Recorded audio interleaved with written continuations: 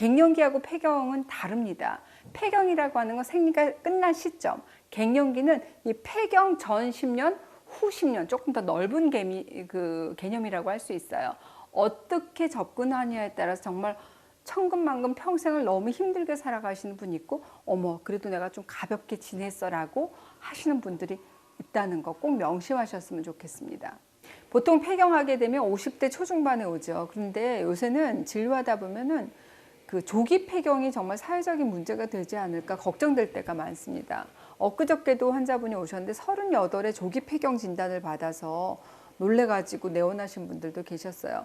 사실 조기 폐경이란 그 자체가 난소 기능이 떨어졌다는 얘기잖아요. 배란이 정상적으로 되지 않게 되면 생리 안 하는 것에서 끝나는 게 아니라 사실 불임 또 난임의 문제까지 연결되기 때문에 굉장히 불안해지는 게 사실입니다. 그 적극적인 치료를 받은 분은 내가 갱년기가 왔는지도 모르고 이렇게 가볍게 지나가는 반면에 어떤 분들은 정말 10년 이상을 심한 갱년기 증상으로 고통받기도 합니다.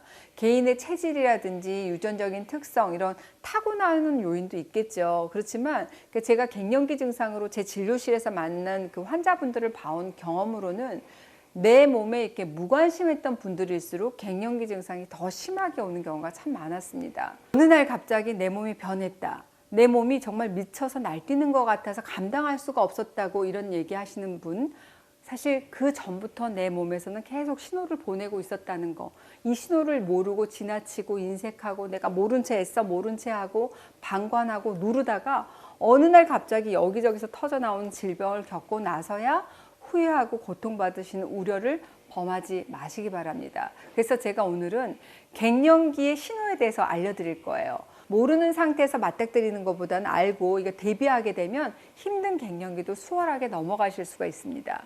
내가 지금 갱년기인가 아닌가 궁금하신 분들, 제가 지금 말씀드리는 자각신호 한번 체크해 보시기 바랍니다.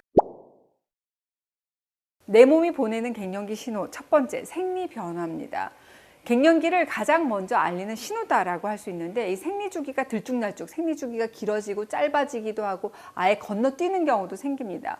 평생 생리주기가 규칙적이었다 하는 분들도 이 시기에는 주기가 들쑥날쑥 이런 증상 겪게 됩니다. 두 번째, 생열이 탁하고 덩어리가 지고 양이 줄어듭니다. 간혹 어떤 분들은 생리양이 아주 많아지기도 합니다. 세 번째, 생리 기간이 아닌데도 이렇게 하혈한 것처럼 생리혈이 조금씩 보이는 경우가 많습니다. 이런 변화들은 난소에서 생성되는 에스트로겐이 점차적으로 줄고 또 호르몬의 어떤 균형이 깨지면서 나타나는 증상이다 생각하시면 좋겠고, 간혹 50대, 60대까지 내가 생리를 오래 한다. 와, 그러니까 나 젊네? 좋다? 라고 생각하시는 분들이 계세요. 사실 너무 빨리 끝나는 조기 폐경도 문제지만 생리를 너무 오래 하는 것도 문제라고 할 수 있습니다. 호르몬에 노출된 기간이 길어질수록 암의 유병률도 또 고려해야 될 문제입니다.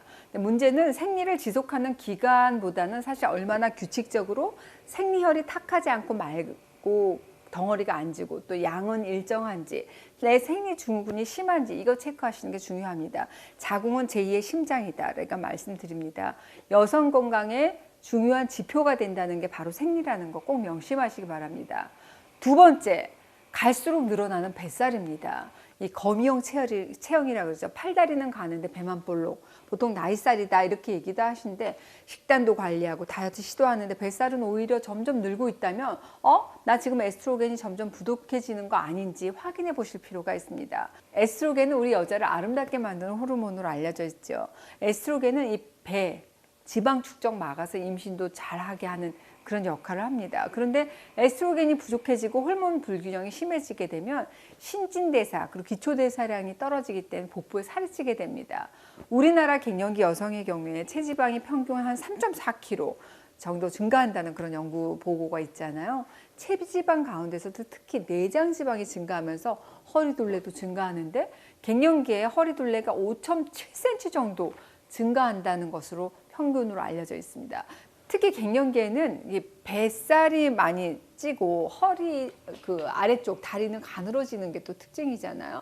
유독 내가 뱃살이 많이 찌고 있다면 내 갱년기가 아닐까 의심해 보시기 바랍니다. 세 번째, 이유 없이 얼굴 열감 그리고 머리가 빠진 탈모입니다. 특별한 이유 없이 갑자기 이렇게 열이 솟구치는 느낌이 든다든지 얼굴이 후끈거리고 붉어지고 안면 홍조가 발생하는 건데 몇 초 동안 발생하다가 사라지기 때문에 사실 갱년기 증상으로 인지하지 못하는 경우가 있는데 심해지게 되면 수십 분 동안 열감이 지속되기도 하고 하루에도 몇 번씩 갑자기 막 반복적으로 생기잖아요. 특히 밤만 되면 심해지는데 이 열이 너무 심해서 잠 못 자겠다 하시는 분들도 많고 열이 뻗치다 땀이 얼굴에서 줄줄줄줄 떨어질 정도로 많이 난다라 하시는 분들도 많습니다. 그리고 이 머리카락이 빠지고 머리카락이 힘이 없는 거, 그러니까 상열감이 심해지게 되면 두피 혈액 순환이 원활하지 않기 때문에 이 모근으로 가는 혈류량 자체가 감소가 되죠. 그래서 모발도 가늘어지고 빠지는 탈모 증상이 오기가 쉽습니다.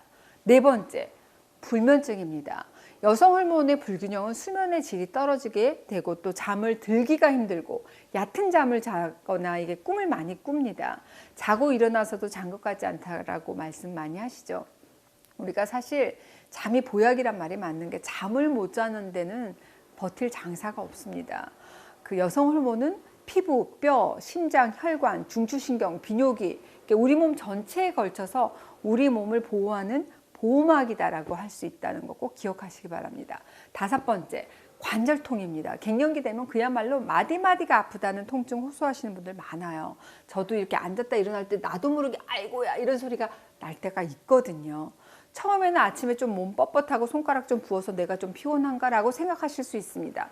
그러다가 이게 진행이 되면 손가락 마디마디가 아프고 왜 수맥 찾아다니고 온몸의 관절 마디마디에 통증 느끼는 증상으로 심해집니다. 이것도 역시 갱년기 증상이다라고 생각하시면 좋겠고 이 에스트로겐이 칼슘을 뼈로 이렇게 보내서 관절, 연골, 뼈 튼튼하게 하는 그런 역할을 하는데 얘가 부족해지니까 뼈가 약해지면서 근육 통증, 뼈의 통증을 유발할 수가 있습니다.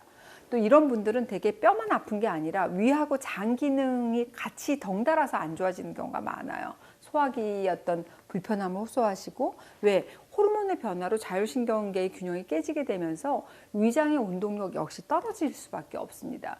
심하지 않더라도 내가 관절 통증이 느껴진다 그러면 좀 더 적극적인 관리가 필요한 시점이구나라는 생각하셨으면 좋겠어요. 내 몸이 알려주는 갱년기 신호 5가지 제가 알려드렸습니다. 생리 변화, 늘어나는 뱃살, 홍조 탈모, 불면증, 그리고 관절 통증 말씀드렸는데 이 외에도 우울감, 기분 변화 당연하죠. 갱년기 호르몬의 변화가 우리 뇌에도 영향을 미쳐서 우울감이 생기기도 하지만 사실 우리 신체 곳곳에서 일어나는 변화로 인한 그 스트레스로 우울감이 오고 자존감이 떨어지는 경우도 많습니다. 스트레스가 갱년기 증상에 미치는 영향도 굉장히 크잖아요. 평소에 우울감이 나가 옛날보다 좀 심해졌다. 그러면 인생은 너무 힘들구나. 이렇게 하지 마시고 너그럽게 내 몸의 변화 받아들이시고 적극적으로 관리해야겠다. 이렇게 생각하시는 게 정말 이렇게 100세 시대입니다. 50까지 살았다면 여기서 인생의 1막이고 이제 2막의 시작이 50부터 100세까지거든요. 진료하다 보면 진짜 100세까지 건강하게 사시는 분들은 축복이라는 생각이 많이 듭니다. 앞으로 남은 내 인생의 2막의 인생에 여러분들이 좀 도움이 되실 거라는 생각을 합니다. 다음에는 이 갱년기 슬기롭게 극복하는 방법에 대해서도 제가 또 알려드릴게요.